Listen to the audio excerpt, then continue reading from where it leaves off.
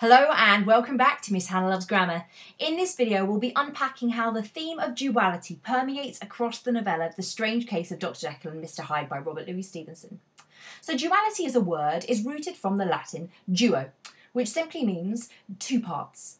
Yet duality as a term is often referring to opposites. Let me take the phrase that you might have heard before of considering both sides of the coin. When that phrase is used, it's a metaphor for considering how two opposite arguments are in conflict with each other.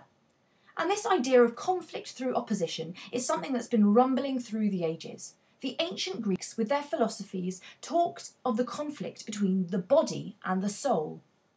They argued, as did Plato, that the body is a tomb.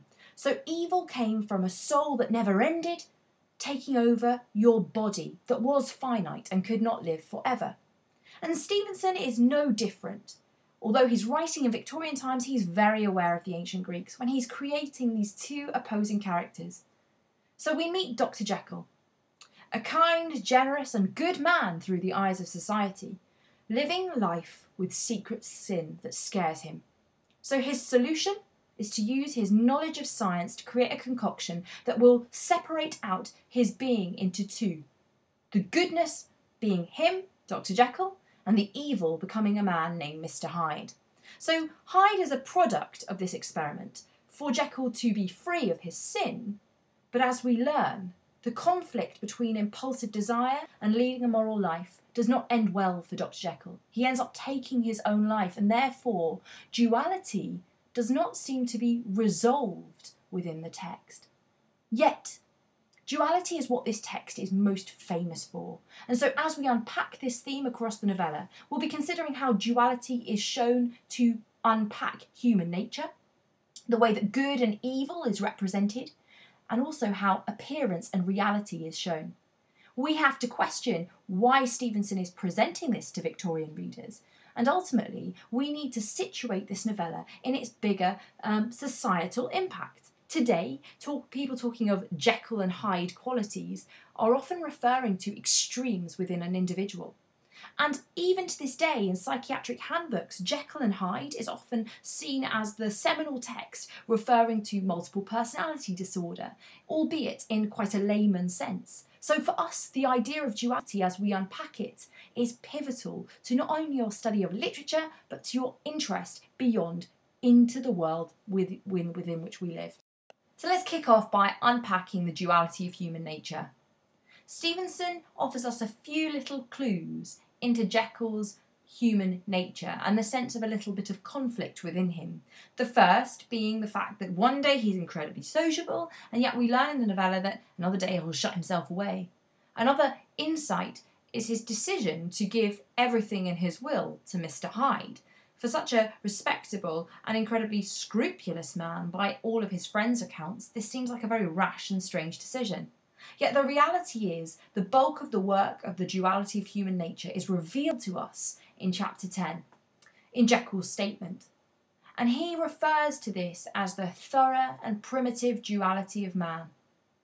Jekyll's scientific explorations prove to him that there's an unavoidable fixated base instinct in all of us that divides and compounds us. So there's the virtuous qualities of the moral conscience, if you like, what Jekyll loves about himself, what he seeks to be, which is moral and intellectual, the noble elements of a person. Yet he's disgusted by what he finds within himself, the qualities that are selfish, driven by pleasure, what he refers to as the lower elements in my soul.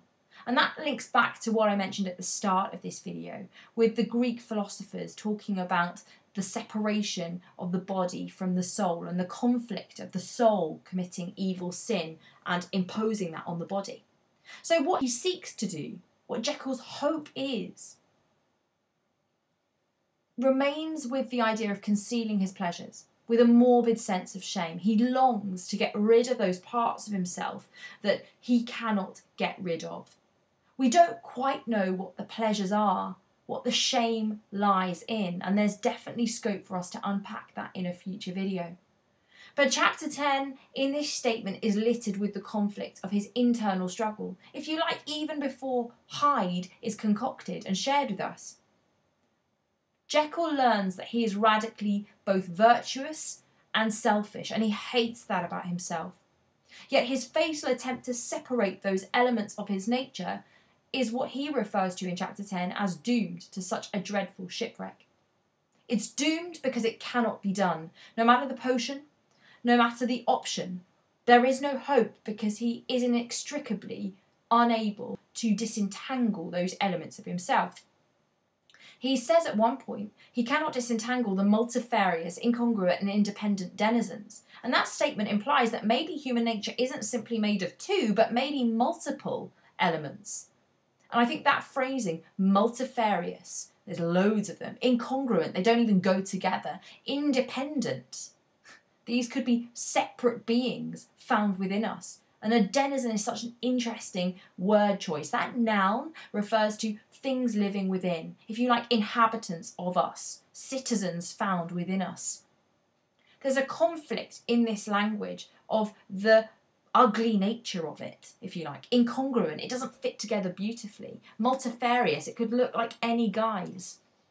And the beauty of this description, as we find in chapter 10, is the way it seems so brutally open to the vulnerabilities of Jekyll's soul.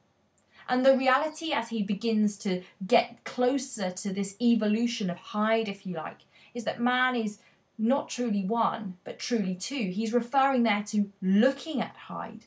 But the human soul here is a battleground for him, of the angel and the fiend, what he refers to as the polar twins. The fact that Jekyll is not at peace with himself remains a recurring idea across this text.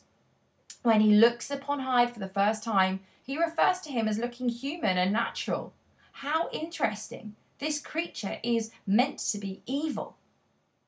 Is Stevenson pushing us to question what good and evil look like so that we can reconcile the idea that they cannot be broken apart? To push the idea to the established society and well-respected people reading his text that actually we are all flawed? Because that's the conclusion that Jekyll makes. And his idea of splitting himself apart is flawed because it cannot be done. Because we are not so simply good or evil. So let's dig deeper with good and evil, the central conflict to any discussion we have about the duality of human nature. Good is represented as being generous and giving, what society sees as Dr. Jekyll, who we know does work with charities, is a doctor, appears to be a caring friend, and is described as one of your fellows who do what they call good, by Enfield at least. Yet we know that secretly there is evil living within Jekyll, and so he goes about creating and concocting a solution for this, and that results in Mr. Hyde, who is described as pure evil. He acts impulsively and violently, and, according to Dr. Jekyll in chapter 10, is alone in the ranks of mankind. So let's consider the phrase pure evil, the words of Jekyll about his own other self. Evil we associate with sin, immorality, and wickedness. Yet the idea of pure has connotations of innocence, natural elements, the ideas of being virtuous more often. So these two words together seem oxymoronic, but definitely a good example of Stevenson nailing the idea that evil is totally natural to Hyde.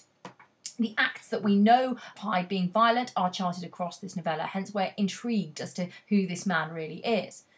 We first meet him as the man who calmly trampled a small girl. Yeah, calmly. The adverb is very much juxtaposed by the violent word trampled. And also the simile that's used in that description at the start of the novella, like some damn juggernaut, is really interesting, because the simile accentuates this idea that the juggernaut, that forceful action of power when he's trampling this child, is damned. It's from hell itself. The next violent act we know is when he murders Carew, who we are told had an innocent and old world kindness. So there's definitely a correlation here. Hyde is choosing to commit violent acts on individuals who are ultimately either virtuous or innocent or victims, pure victims who've done nothing to deserve violence of any kind. So It's easy for us to consider how Hyde is amoral. That's what a lot of critics call him. Yet I would argue he's immoral because he chooses to break the rules. He knows the rules. He's consciously malevolent. So what's Stevenson's point? Does good ever have any power over evil? Because even though Hyde is wholly evil, Jekyll is still what he describes anyway as an incongruous compound of whose reformation and improvement I had already learnt to despair. So he's not exactly nailed being virtuous, even though Hyde exists. He struggles with the idea he should be reformed and improve, and he's despairing at what happens when he's reflecting on what's gone on in chapter 10. As what we see in the novella is often the good stuff, described or compared against what is evil, it's really hard for us to see how virtue wins against sin, especially when Jekyll takes his own life at the end of the text. Stevenson is pushing us and challenging us to question how the appearance of things disguise the reality. Another facet of duality is the descriptions of appearance and the true reality across the novella, because frankly nothing is quite as it seems and we're taken in by it.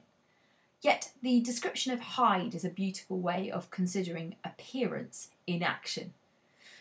In chapter 4 we get a chillingly evil depiction of him looking human, yet just not quite right as a human. The impression of deformity without any nameable malformation. Now that's interesting to note. In Victorian times they still believed in something called physiognomy. That's the belief that you could look like a criminal based on your physical traits, and that could prove that you were guilty of crime. That was courtesy of a criminologist called Lombroso, who did some work on how physical traits mirrored up to the actions of criminals. But the qualities of Hyde marry up to the idea across the novella. We're given access to the idea that he looks human, just not quite human. He's something troglodytic, we're told at one point, which is a bit like a caveman, so a bit rustic looking. He's less than human, so not quite human, and he's a child of hell, according to Jekyll as well. So in essence, that description does seem to marry up to the reality we learn of him, but it still builds up the tension when we still don't really know what we're dealing with Hyde.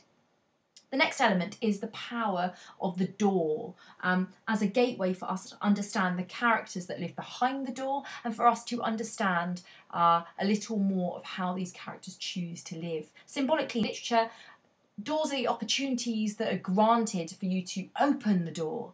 But in this text, they're also where secrets can be hidden behind the door. So let's take Jekyll. His front door is a smart facade for his house, which we're told is part of a square of ancient handsome houses. So it marries up to his character. He's seen to be older, he's seen to be quite handsome, he's also seen to be a man of good character, and he lives in a great neighbourhood, we're told. Yet with Hyde, we are shown the shabby back door. We don't trust this man. And the fact he takes the back door is a very important symbol of how he can't be trusted. He can't be seen from the front door. He doesn't want to be seen in public. My favourite description of appearance and reality is how Stevenson uses description of London, in fact, to show the contrast between how things really are and how they appear. And that's often used through the description of fog at different points in the text. I'm just lifting a few moments, though, that I think really show this well. So the first pointed description is actually about describing Hyde's living quarters by Utterson. And he's describing that even though it's Sunday, this area is veiled in its florid charm. So there's something hidden beneath what seems nice. The street that he lives on seems to shine out as virtuous, even though it's in a dingy neighbourhood. Now, dingy really represents the poverty of the area it is. It's a poor area, and London at that time was really an area that was divided, with the wealthy and the poor living alongside each other in extremes. And perhaps Stevenson is actually referencing here the idea that people should be more aware of what's really going on in the city they live in. And another reference we get of the horror of London is the fact that London becomes nameless at one point, like a district of some city in a nightmare. That's a real gothic phrase if ever I saw one, but the reality is so chilling you don't want to reference the actual city. It's much scarier than that. Finally, the reference to great chocolate-coloured pall lowered over heaven is my favourite. It's the image of fog polluting the skyline in London, and it's mirroring in a way how sin can take a hold of a person and ruin them. The image of chocolate-coloured is interesting. Chocolate at the time that this text was written was extremely expensive. It was a real luxury. And yet here, the chocolate colour is gross to look at, but also the chocolate-coloured pall, it's grotesque in a sense. It makes the skyline that was so pure so dangerously sinister. Ultimately, Stevenson's job and joy in this text is to critique society. Whether it's through the duality of human nature that we meet with the struggles internally and externally of Jekyll and Hyde, whether it's the struggle of good over evil, or in this case, appearance and reality, Stevenson's asking, is the reality ever really like the appearance? And if it is, what are we going to do about it as people? Why not subscribe to Miss Hannah Loves Grammar for all things English, literary and grammatical?